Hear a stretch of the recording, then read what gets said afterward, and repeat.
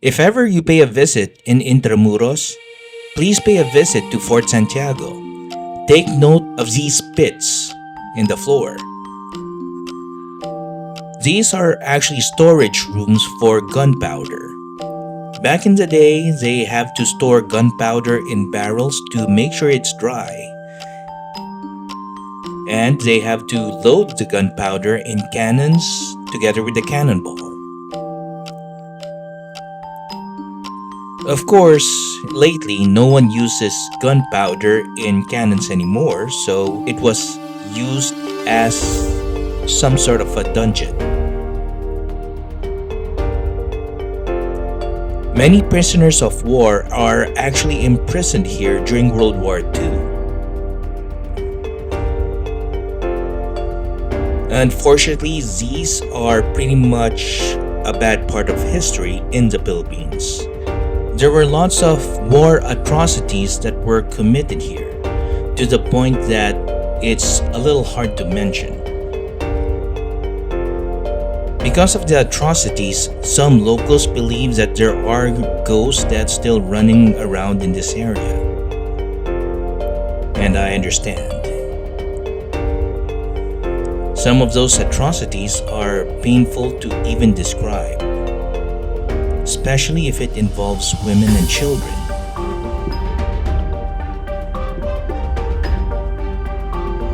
The good thing is, it's all in the past.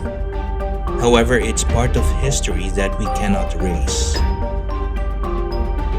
Right now, these pits are actually tourist attraction. And it is still something worth seeing. Try to view them in all angles as the purpose of this video. You may have noticed that some of these pits lead to nowhere, and some of them even don't have staircases. Once you're at the bottom of this pit, it's almost like as if you're not supposed to get out. You'll be stuck there for the rest of your life. The one with staircases may have been modified. That way, people can still access it. And this area is actually right next to a river. To be specific, Pasig River. Most attacks will actually arrive via river, and it makes sense to fortify it. Locals and foreigners visit this area often, and it makes sense because it really looks antique.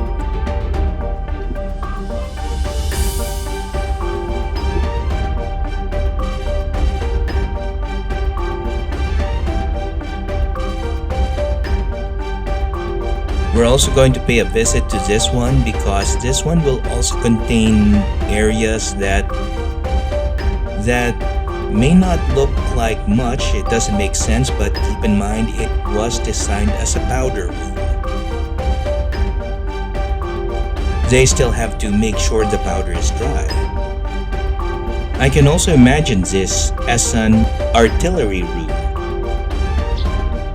Because, like I mentioned, no one uses gunpowder in its form back in World War II.